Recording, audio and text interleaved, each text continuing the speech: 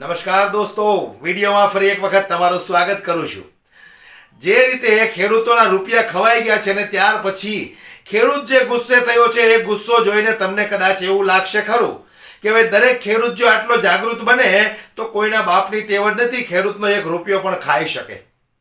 જે રીતે કચેરીએ જઈ અને આ ખેડૂતે હલ્લાબોલ કરી છે, પોલીસ સામે ઊભી છે, છતાં આ વ્યક્તિ એનાથી ડરતા નથી। એનું કારણ શું છે? કારણ કે ગરીબની મહેનતનો રૂપિયો છે। આ ભ્રષ્ટ અધિકારીઓ આ રૂપિયા ખાઈ જાય તો વિચારવા જેવી વસ્તુ છે કે કોઈ પણ વ્યક્તિનો મગજ છટકી જાય। આજે એ ખેડૂતે કચેરીની અંદર જઈ અને અધિકારીઓને જે ખખડાવ્યા છે, ત્યારબાદ ખેડૂતે જતા જતા પોલીસને પણ શું કીધું છે એ બરાબર ધ્યાનથી સાંભળી લો તમે। પણ હું દરેક ખેડૂતોને કહેવા માંગુ છું, જો તમે તમારો હક લેવા માટે ખેડૂતો સરકાર પાસે આજીજી કરતા રહેશો તો તમને ક્યારેય કશું મળવાનું નથી। હવે આટલા ભ્રષ્ટ અધિકારીઓ સરકારની નીચે બેઠા છે કે આ ખેડૂતોને નીચવીને એમનું પાણી કાઢી નાખવાના છે।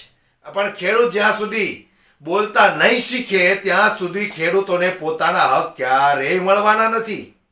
ત્યારે આજે કચેરીની અંદર આ ખેડૂતે જે રીતે અધિકારને આડે હાથ લીધો છે દોસ્તો, સૌપ્રથમ તો તમે એ વિડિયો પર એક નજર નાખો।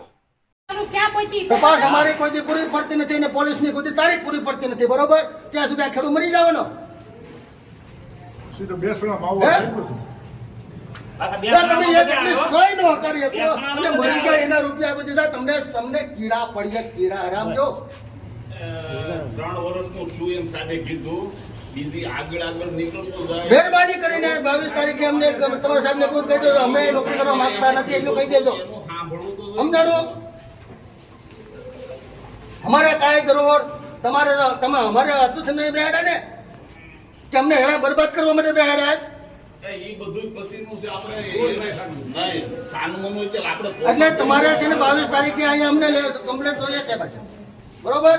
બીજા જે બોલતા હોઈએ કોઈ રાજકારણીમાં, હું રાજકારણીમાં મહેનત નથી, મારું હું ભારતીય કિસાન સંઘના તાલુકા પ્રમુખ છું, એટલું યાદ રાખજો। તમારા કલેક્ટરને કીધું એને મેં કીધા છે તો નબળી માનસિકતાનો કલેક્ટર આવ્યો છે એમ કીધું છે મેં। તમારે જ્યાં કોઈ પણ મીડિયા છે પૂછી લો, હું કોઈ પીતો નથી ને આપણે ખેડૂત માટે જે કરવું પડશે એ કરે, બરોબર? 22 તારીખે અહીંયા અમે આવશું, 22 તારીખે ક્લિયર હોવું જોઈએ। બસ એ વાત વ્યવહારે ને ત્યાં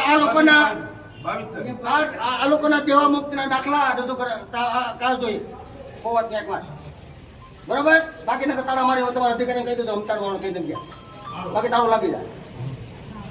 હાલો હવે બીજું કાંઈ તારીખ આપી બરોબર છે, 22 બરોબર? 22 તારીખે આવી જજો, જરૂર પડે તો વાક્યવતી બહેનો ને ભાઈઓને લેતા આવજો બધાને।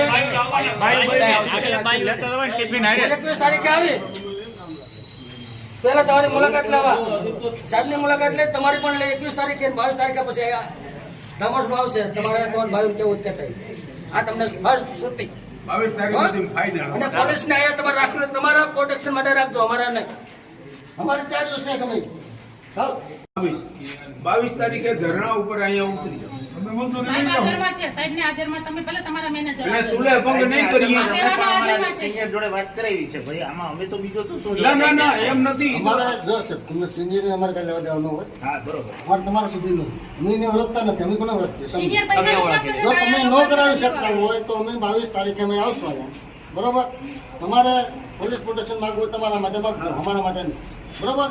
અહીંયા તાળા લાગી જાય, નોકરી જો કરતા હોય નથી ખેડૂતના ગજામાંથી આવે છે એટલું સમજી લેજો ને। તમે તમારો અધિકારી કેમ જવાબ ન આપે, મેં લેખિત ન આપે તો શા માટે બેઠા છે?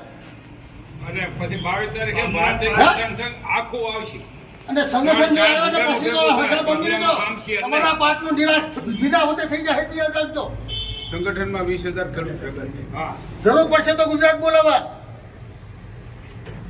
એવું નહીં સમજી લેતા કે કોઈની મદદ કરી આવવામાં આપી દીધો ગીરગીરા તાલુકો અને ઘણી વખત હું નોકર થઈને ખેડૂતને તમે ઓલું કરો છો। અમે આ કરીએ એટલે તમને ખબર નથી કે મરી ગયેલા રૂપિયા ઉપડી ગયા, તમને ત્યાં સુધી ખબર નથી? તમને પુરાવા તમને પુરાવા નહીં આપતી કે 17 મરી ગયા ને 1 માં પૈસા લેવાના, એક્સપાયર થઈ ગયા તો તમે એને અમે ફરિયાદ નથી કરી શકતા? એના પુરાવા લેવા ક્યાં જવા મરી ગયા? પુરાવા માંગે બે સોમવારે બધી હું અહીંયા આવી જો અહીંયા છે સાંભળતા હોય તો એકલા મેનેજર સાંભળી લેજો કોઈ ભાઈને કહી આવજો એ બંગડીઓ મેકી દે થઈ દે ને હું તો બાળી ખાઈને જ આવી તમારી વાત સાંભળવા માટે નથી અમે આવ્યા અમે તમારા નોકર નથી તમે અમારા નોકર છીએ મગજમાં એટલું પકડજો તમારો અધિકારી આમ કે અમે જોઈએ છીએ મરી ગયેલા પૈસા કોની આપ્યા એ તમને ખ્યાલ હોવો જોઈએ ને એ તમારા અધિકારીને ખબર છે તમે કેમ તપાસ ન કરે ત્યાં આ ડોહીમાં 17માં એક્સપર્ટ થઈ ગયા છે અને મરણ દાખલો અહીં રજૂ થઈ ગયો છે અને એક એવા પણ કે એને વારસાઈ પડી ગઈ એને ખેડૂતનું નામય નથી એવાને પણ રૂપિયા તમે આપ્યા છે તો તમે કયા આધારે આપ્યા હા ને પછી પાછા અમારા ઉપર અધિકારી તમારો ઉપલો અધિકારી કેમ હોય આમાં ઉપલાદીનું હોય છે. તમને અમે 22 તારીખની અલ્ટિમેટમ આપીએ સાહેબ તમે તમારે મને રદ કરવો હોય તો કરી જાજો જે કરવું હોય તમારે તમને છૂટી છે પોલીસ વાળાને ખાસી વર્તી તો આમાં હું એમ કહેવા માંગુ છું કે ભાઈ ખોટી રીતે વેતામારી ન કરે અને સાહેબોએ રાજકીય વખત બરોબર છે ને? કરેલું. બાકી તમે એમ કહેતા હોય કે અમે આ કરીએ અમારે તમારે ઓલા બધે આવવાનું નથી અમારે આ કરવાનું છે 22 તારીખે તમારે જો તમને જવાબ નહીં મળે તો તારા મારી નથી નીકળી જાજો તમને લેવા દેવા વગર મારે અંગ્રેજ તેથી કેવા પડે એ બહુ વેદમાં નહીં પડે આ લોકો એના બરોબર કર્મચારી સાવરવાની તમારે કલેક્ટરને કહેવું હોય તો કહી દે